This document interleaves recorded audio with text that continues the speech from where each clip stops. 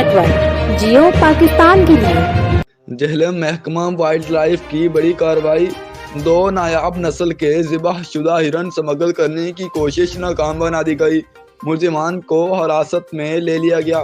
اس حوالے سے مزید تفصیلات بتا رہے ہیں جہلم سے ہمارے نمائندے فرحان شاہ۔ جی بالکل ایسا ہی، آپ کو بتاتا چلوں کہ پابندی کے باوجود چوٹالہ تھانہ کی حدود میں 2 نایاب نسل کے ذبح شدہ ہرن شکار کر کے اسمگلنگ کرنے کی کوشش محکمے نے ناکام بنا دی۔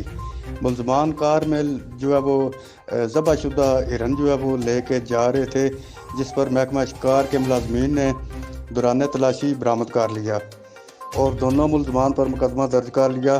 وائلڈ لائف جہلم کے مطابق گرفتار ہونے والے ملزمان پروفیشنل شکاری ہیں اور پہلے بھی غیر قانونی شکار پر چلان ہو چکے ہیں۔ جی بہت شکریہ فرحان شاہ، آپ ہمیں اپڈیٹ کر رہے تھے۔